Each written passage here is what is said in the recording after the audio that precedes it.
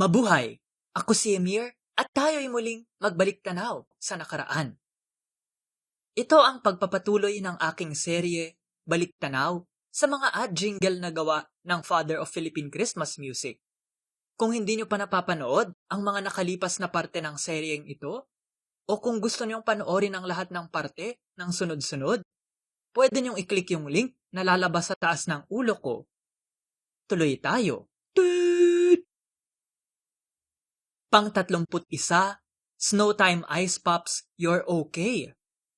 Hindi ko natikman itong Snowtime Ice Pops, aka Ice Candy. Okay na ako sa kahit ano, kahit walang brand. O kaya, gawa na lang ako ng sarili kong ice candy, no? Lagay lang ako sa freezer ng kahit anong inumin. Cola, hindi Coke ha, trademark yun. Orange juice, kape. Ito papausuhin ko. Ice candy o ice pops na water flavored. It's brilliant.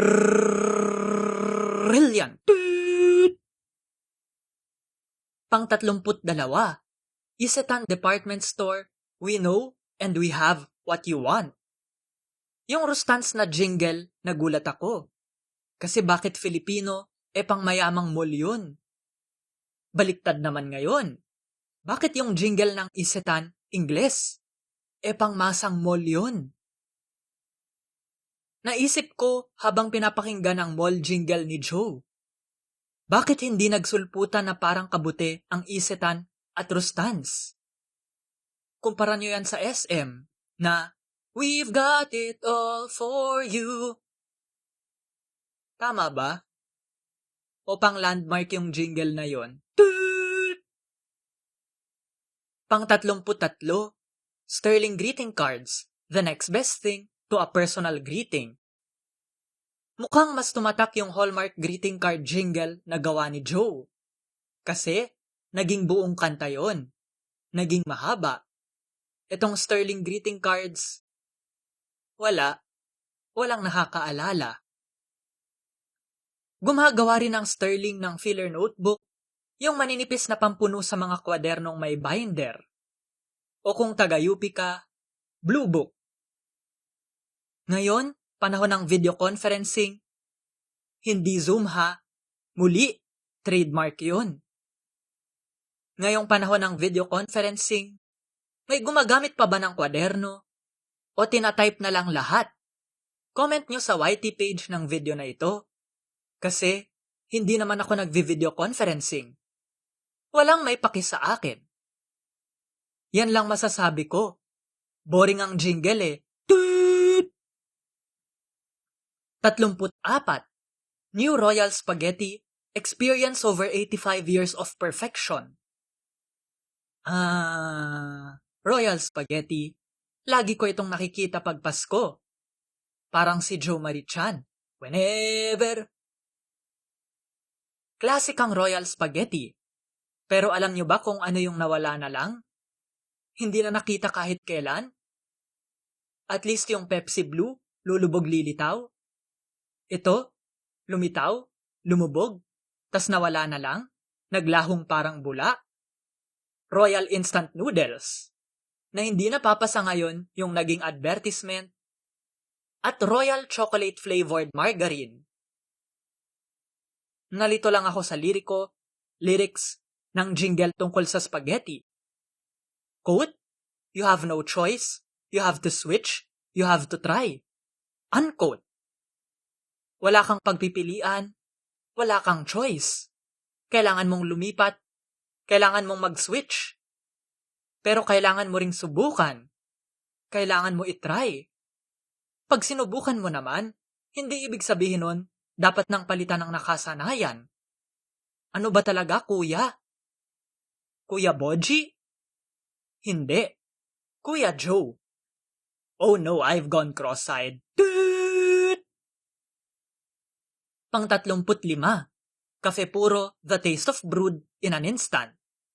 Ooh, jazz.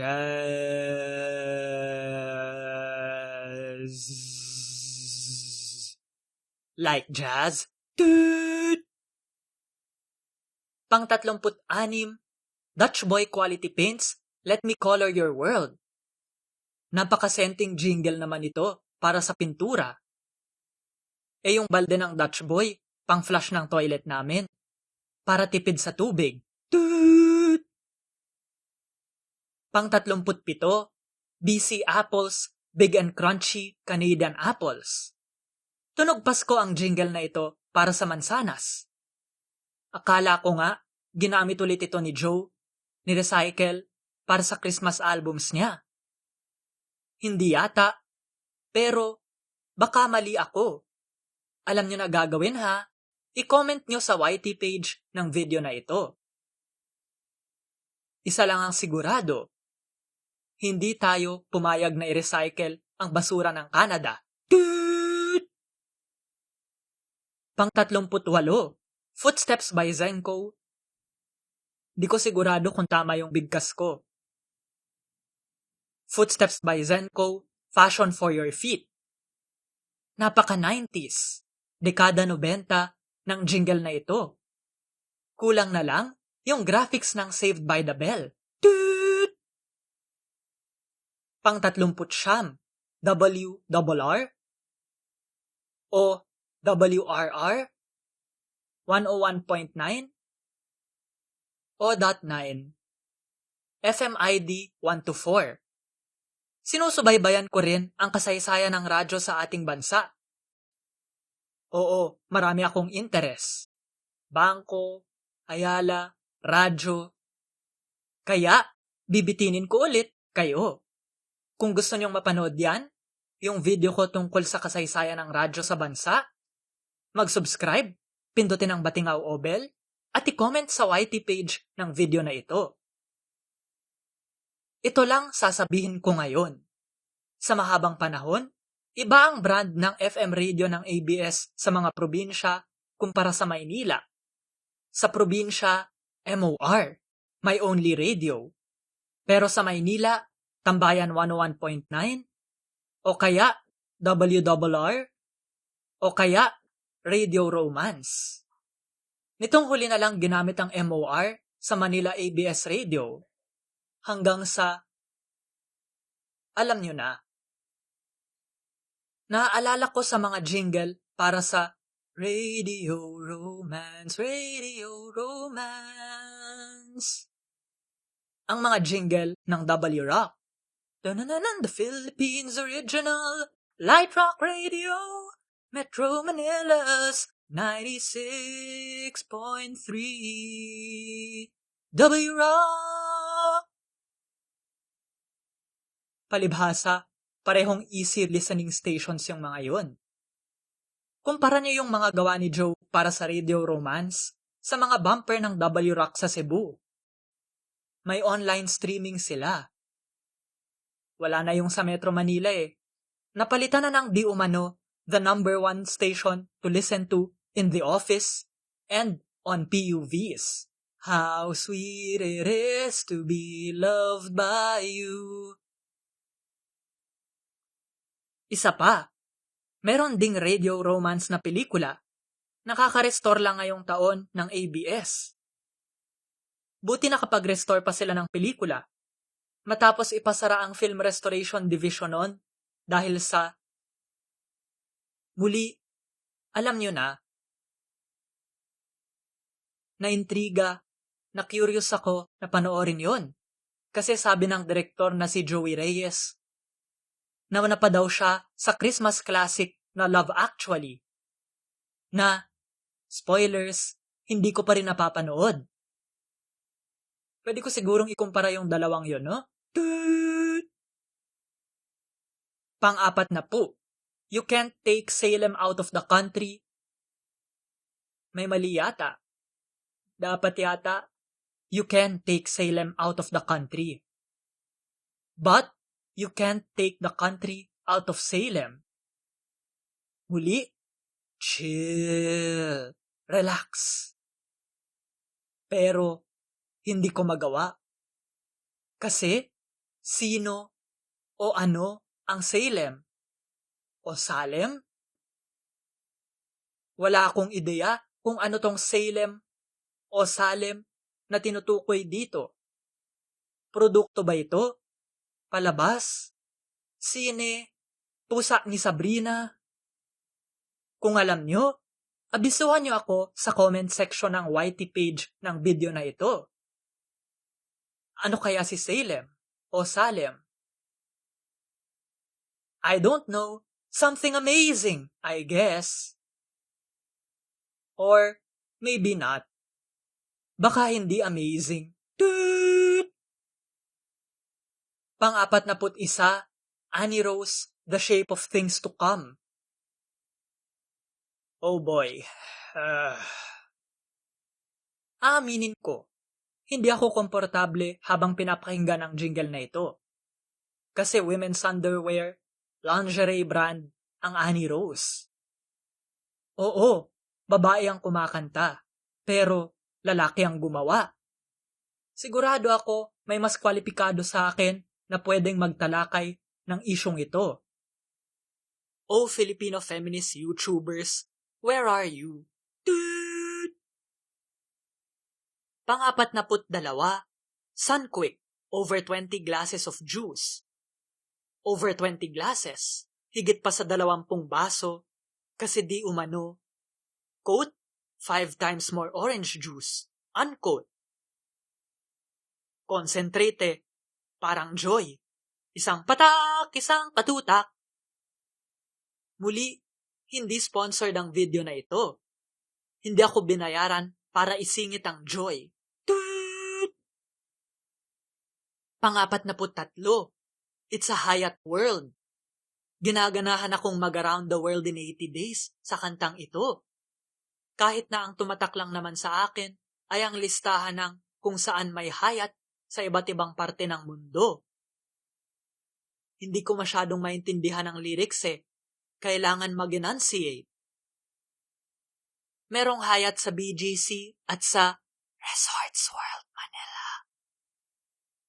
Pero sigurado, ang Hyatt na tumatak sa mga tao ay ang Hyatt sa Baguio. Isa yon sa mga gumuho noong lindol noong 1990. Ayon sa estimate, pagtansya ng mga opisyal, 1,000 ang natrap doon at 50 ang namatay. Sana hindi na maulit-ulit yon. Pero, sabi nga ni Ambeto Campo, history does not repeat itself, we repeat history. Toot! Pang-44, Big sa bibig, chiclets big bite.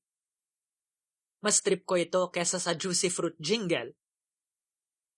Baka lang kasi potato quality lang yon. Less than potato quality.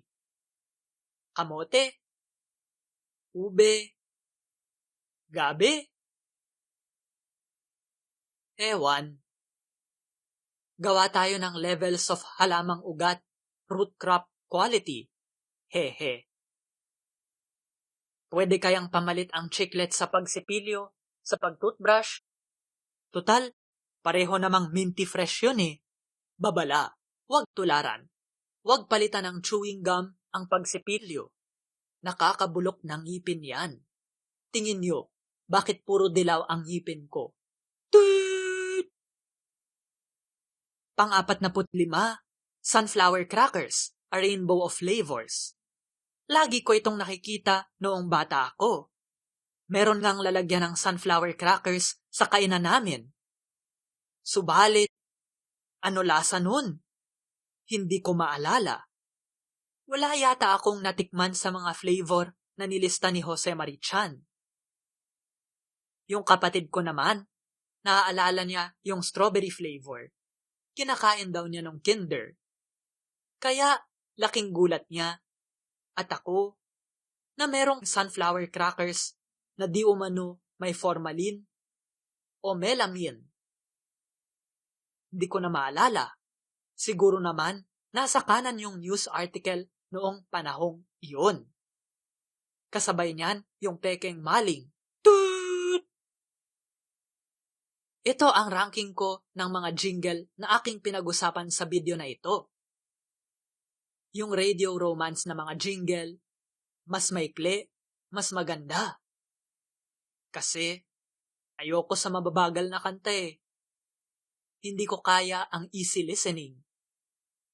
May mga konti akong paborito, pero kasi dapat may iba siyang kalidad. Pero dapat may dagdag siya. Nostalgia man o nakakatawa, ironic, nangungutya. Yung hayat naman, muli ginaganahan akong maglakbay kahit na mahirap mag-travel. At hindi lang yan dahil kay paring Corona. Kaya mas gusto ko yung mga travel show, katulad ng Travel Time with Susan Calo Medina, na malaliman ko ng pinag-usapan dati. Ewan ko ba, pero naiinis ako dun sa mga kantang mga bata ang kumakanta. Parang yung Snowtime Ice Pops. Ang tinis kasi ng boses, tapos sasagarin pa, kaya masakit sa tenga. Hindi pa rin napapalitan ang intro sa aking top 1. Kailan kaya mapapalitan yan, no? Abangan ang susunod na kabanata. I-like at i-share ang video na ito sa social media. Mag-comment sa YT page ng video na ito. Mag-subscribe at pindutin ang batingaw. Panoorin ang iba pang mga balik-tanaw. Suportahan ang palabas sa Patreon, sa PayPal, o sa Brave Rewards sa Brave Browser. Salamat sa aking kapatid na si G-G Arts para sa mikropono at sa aking avatar. Tignan at suportahan ang kanyang mga gawa sa mga link na makikita nyo sa description. Salamat, hanggang sa muli, at ingat!